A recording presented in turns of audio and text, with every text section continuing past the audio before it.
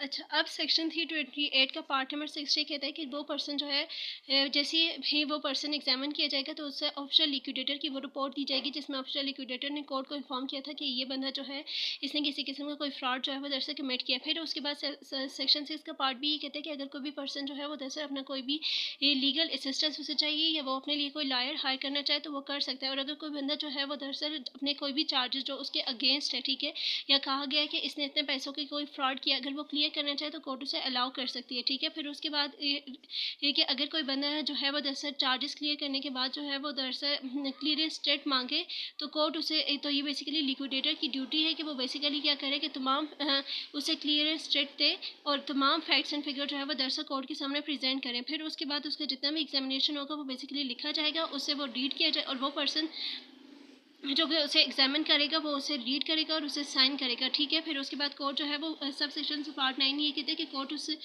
उसे एडजर्न भी करेगी और वो और मतलब ये कि उसे कोर्ट के अलावा उसका जो एग्जामिनेशन है वो कोई रेफरी भी कर सकता है, रजिस्ट्रार भी कर सकता है और एडिशनल रजिस्ट्रार और डिप्टी रजिस्ट्रार भी कर सकता है।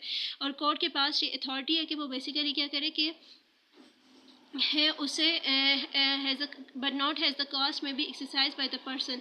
और फिर उसके बाद कि वो बंदा जिसने है उसका एग्जामिनेशन किया है उसके पास सेम पावर है, उससे बिल्कुल ऐसे ट्रीट किया जाएगा जैसे कि कोर्ट की पावर्स हैं। लेकिन उसकी जो कास्ट अगर वो क्लियर करना चाहते हैं या फिर कोई भी ऐसा मैटर है वो क्लियर नहीं कर सकता। नेक्स्ट है section 328 power to arrest the absconding contributory. Contributory वो होता है जिसके पास वाइंडिंग अप के दौरान जिस वक्त कंपनी क्लोज हो रही होती है उसके पास रिलायबिलिटी होती है कि उस वक्त उसने कंपनी को पेमेंट करनी होती है, मतलब कंपनी के उसने पैसे देने होते हैं। एब्सकॉन्डिंग का मतलब होता है कि कोई भी बंदा जो कि मुल्क से फरार हो रहा है, ठीक है। तो इसका मतलब है कि अगर कोई भी पर्सन सेक्शन 328 ये कहते हैं कि अगर कोई भी पर्सन जो है वो दरअसल मुल्क से छोड़कर जो है वो दरअसल फरार हो रहा है इस घर से कि उसे उसका एग्जामिनेशन ना हो और दूसरा उसे किसी किस्म की रीपेमेंट ना करनी पड़े तो जो कोर्ट है वो बेसिकली उसे अरेस्ट कर सकती है और उसकी तमाम किसी किस्म की पेपर्स मूवेबल प्रॉपर्टी का कब्जा ले सकती है। अब ये होता है power to order the payment of a debts of a contributory. इसका मतलब है कि जो कोर्ट है वो बेसिकली जैसे ही वाइंडिंग अप ऑर्डर होगा तो जो कॉन्ट्रीब्यूटर है वो बेसिकली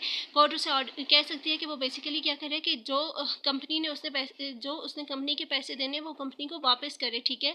एक्सेप्ट यहाँ पर एक और चीज़ होती है कॉल करना बेसिकली ये होता है कि हम जिस वक्त कंपनी वाइंड अप हो रही होती है, वाइंड अप का मतलब होता है जिस वक्त कंपनी क्लोज हो रही होती है तो कंपनी आपको ये कहती है कि आप क्या करें कि कोर्ट आपको ऑर्डर करती है कि जिन जिन शेयर्स पर आपकी पेमेंट रहती है वो आप रिमेनिंग पेमेंट करें, ठीक है।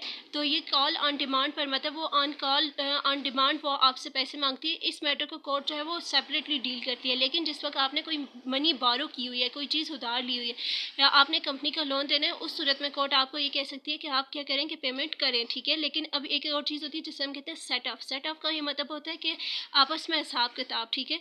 अब सेट ऑफ ये होता है कि एक बंदा है जॉन, ठीक है, उसने कंपनी के पैसे देने हैं और कंपनी ने भी जॉन के पैसे देने हैं। यानी कि जो बंदा है जॉन उसने कंपनी के 10,000 देने हैं और कंपनी ने जॉन के जो है वो 2,000 देने हैं। तो कोर्ट कंपनी को उस बंदे को ये अलाउ करती है कि तुम अपने 2,000 काट लो, बाकी 8,000 कंपनी को वापस कर दो। तो ये होता है सेट ऑफ, ठीक है। इसी तरह वो डायरेक्टर जिसके पास लाइबिलिटी या एक लिमिटेड कंपनी के बाद में अगर कोई डायरेक्टर है उसके पास अनलिमिटेड लाइबिलिटी है तो ये सेट ऑफ की सहूलत उसके पास भी है, ठीक है। फिर उसके बाद नेक्स्ट ये कहते हैं कि जिस वक्त सारे क्रेडिटर्स जो हैं वो दरअसल उनकी पेमेंट हो जाएगी, ठीक है। तो इसका ही मतलब होता है कि जिस वक्त सारे क्रेडिटर्स जो हैं उनकी पेमेंट हो जाएगी तो अगर किसी कंट्रीब्यूटर की तरफ कोई मनी रहती है फिर any money due on any converter from the company may be allowed to him by the set off again any subsequent call.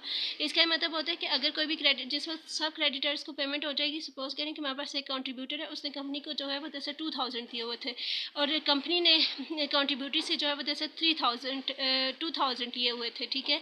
तो कंपनी क्या करेगी क्रेडिटर्स को पे करने के बाद जो है ऑटोमेटिकली 2,000 सेट ऑफ कर देगी और फिर कंट्रीब्यूटरी को सिर्फ और सिर्फ 1,000 देना पड़ेगा, ठीक है। मतलब ये कि एक दफ़ा जिस वक्त क्रेडिटर्स जो है वो जैसे फुली पे हो जाएंगे तो कंपनी फिर उसके बाद कंट्रीब्यूटरी की तरफ आएगी। अगर कंट्रीब्यूटरी ने जो है कंपनी का सपोज करें 2,000 देना था और और कंपनी ने उसका 2000 देना था और कंट्रीब्यूटर ने 3000 दिया। तो फिर उसके बाद कंपनी क्या करेगी, सेट ऑफ करेगी। कंपनी मतलब ये करेगी कि 2000 उसका माइनस कर देगी, फिर कंट्रीब्यूटर को सिर्फ और सिर्फ 1000 देना पड़ेगा। ये होता है सेट ऑफ करना। फिर उसके बाद ये होता है power of a court to make the call. तो वे कहते हैं कि जैसे ही बाइंडिंग ऑर्डर हो जाएगा तो उसके बाद जो कंपनी के जितने भी एसेट्स को कलेक्ट करने के लिए कोर्ट क्या बेसिकली क्या करेगी, कॉल करेगी कंट्रीब्यूटरीज को कि वो अपनी लाइबिलिटीज़ और अपनी ड्यूटीज़ को जो है जैसे परफॉर्म करें, ताकि कंपनी अपने सेट्स, अपने जो डेब्ट्स हैं और अपनी लाइबिलिटीज़ हैं उन्हें फुलफ़िल कर सके। और उसके अलावा कोर्ट ये भी कंसीडर करती है जिस वक्त वो डिसीजन कर रही होती है कि तमाम कंट्रीब्यूटरीज जो हैं वो एक साथ पेमेंट कर शायद ना कर सकें। ठीक है, इस चीज़ को भी कोर्ट कंसीडर करती है। ठीक है।